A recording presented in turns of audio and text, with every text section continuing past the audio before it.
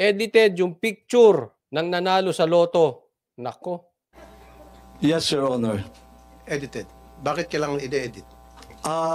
We have to protect the identity of the winner.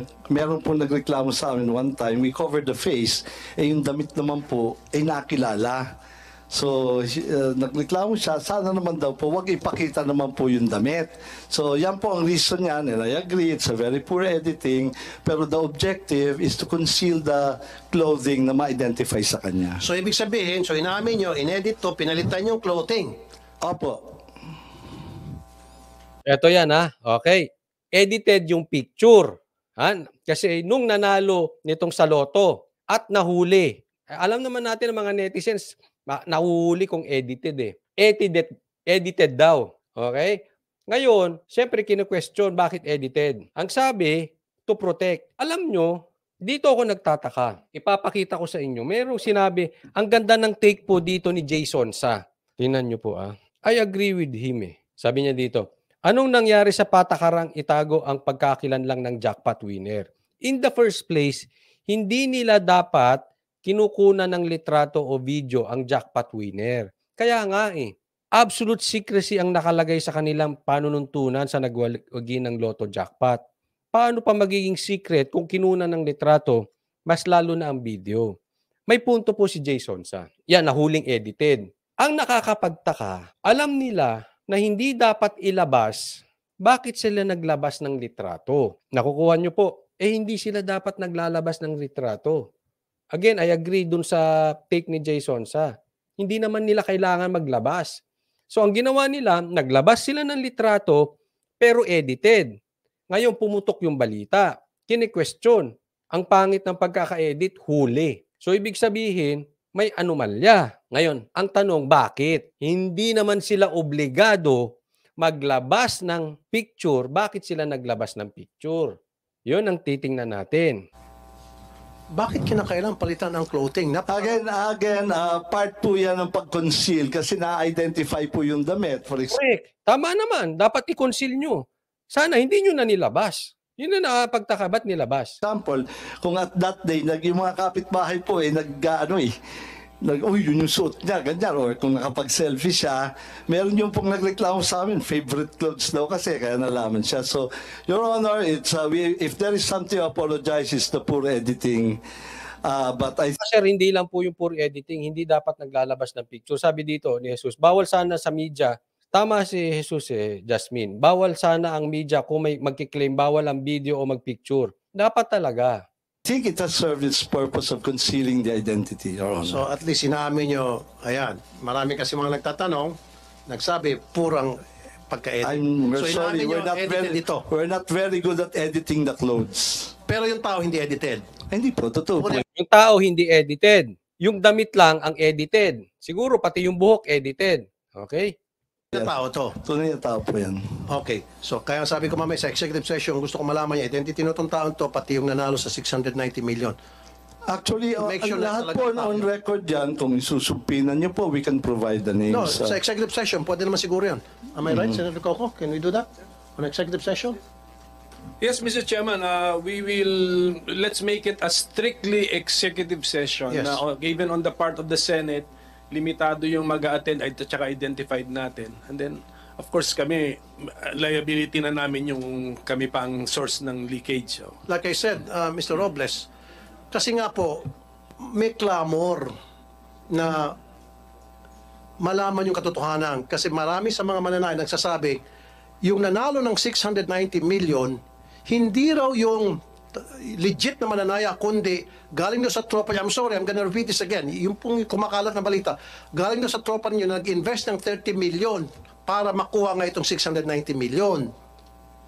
Para maalis na po yung haka-haka na yan, gusto po namin makita kung talagang totoong tao yon. And then gagawa nga ako ng cross-checking. Sinabi ko na kanina, I'm gonna use the NBI, the ICT, if I have to hire a private detective para magkaroon ng cross-checking kung yun ba related sa inyo. Hindi, pag lumitaw.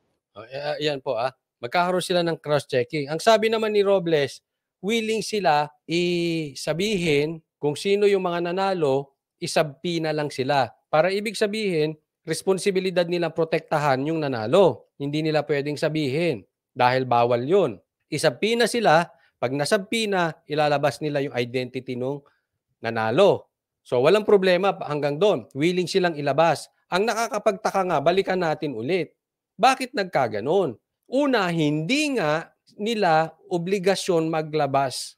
Bakit nilabas yung picture? May nagsasabi dito, nabasa ko, baka ginagamit for ads. Parang marketing purposes. O may nanalo, ganyan-ganyan. Pwede. Pero sana kung maglalabas sila ng ads, ginandahan na yung editing. Ang naging problema dun sa editing, nasilip tuloy, na hindi naman sila obligado. Etong nakikita ko, ha? Hindi ko po naman sigurado to, hindi ko po kayo binagbibintangan, ha? Again, gusto ko munang pag-aralan to kasi baka mamaya ayoko sa fake news. Oo. Pero sa aking opinion, eto lang yan. Hindi naman kailangan naglabas ng picture. Wag naman po sana ay ito ay diversion tactic dahil nagiging usapin. Naaalala nyo, kasasabi ko lang mga 1 day or 2 days ago, may mga puputok na balita at makakalimutan natin ito. Makakalimutan natin itong tungkol sa PI na ito. At mayroong lalabas na balita, malaking balita, mamaya nakafocus na tayo dito sa balitang ito, tapos mamaya labas na yung lusot na yung PI, hindi na naman natin namamalayan na plancha na ng Senado at ng Kongreso. Again, kaya nga opinion ko lang yan, hindi ko po kayo pinagbibintangan.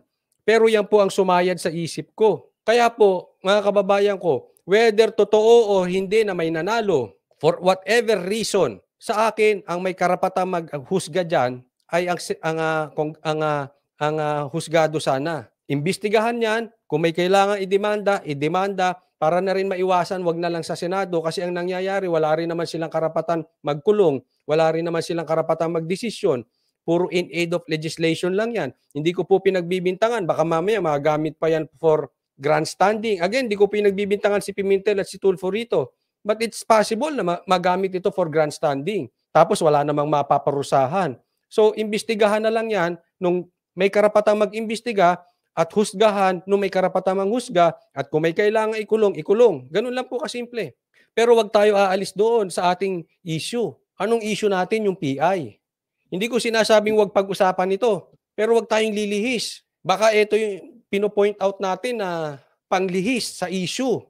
Magbabantay po tayo dyan, ha? Kaya kailangan ipapaalala natin. Ituloy nyo po ang sigaw na ayaw natin dito sa Chacha. Ayaw natin dyan sa People's Initiative na ginagawa ng mga politiko. Huwag tayong magpapaligaw.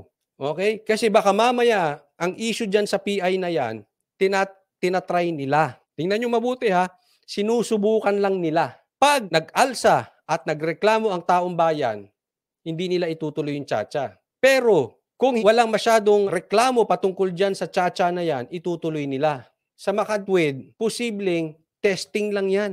Tinitest. Marami bang magrereklamo or hindi? Pag nagreklamo, pull out, tigil. Pero try natin. Kung lulusot, lulusot. Naintindihan? Ulitin natin. Let me emphasize that. Baka tinatry lang yung PI na yan. Kung lulusot, lulusot. So, itutuloy ninyo ang sigaw ninyo na ayaw nyo sa Chacha. For now, ha? Hindi ko sinasabing pangit yan. For now, habang sila ang nakaupo, isisigaw ninyo na ayaw nyo dyan sa ginagawang pirma na yan.